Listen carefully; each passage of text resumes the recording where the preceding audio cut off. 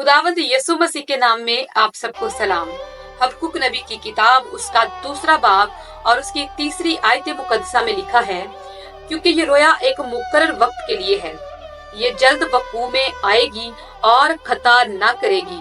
अगरचे इसमें देर हो तो भी इसका मुंतजिर रह, क्योंकि ये यकीनन वकू में आएगी, ताखीर ना करेगी। आमीन। खुदावत का कलाम पढ़ा, सुना और कबूल किया जाना हम सबों के लिए बाइस बरकत हो। आमीन। मेरे अजीजों, खुदावंत के बंदा हबक्कुक नबी ने खुदा के हुजूर दुआ की और खुदा ने उस दुआ के जवाब में उससे कहा कि वो इंतजार करे तब तक जब तक खुदा का मुकर्ररा वक्त उस काम के लिए नहीं आ जाता। यानी खुदा का बंदा इंतजार करे खुदा के ठहराए हुए वक्त का।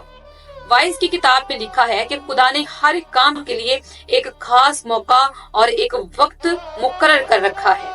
मुकद्दस अब्राहम और सारा से भी खुदा ने कहा कि वो उन्हें मुअय्यन वक्त पर यानी मुकर्ररा वक्त पर ब्लेस करेगा।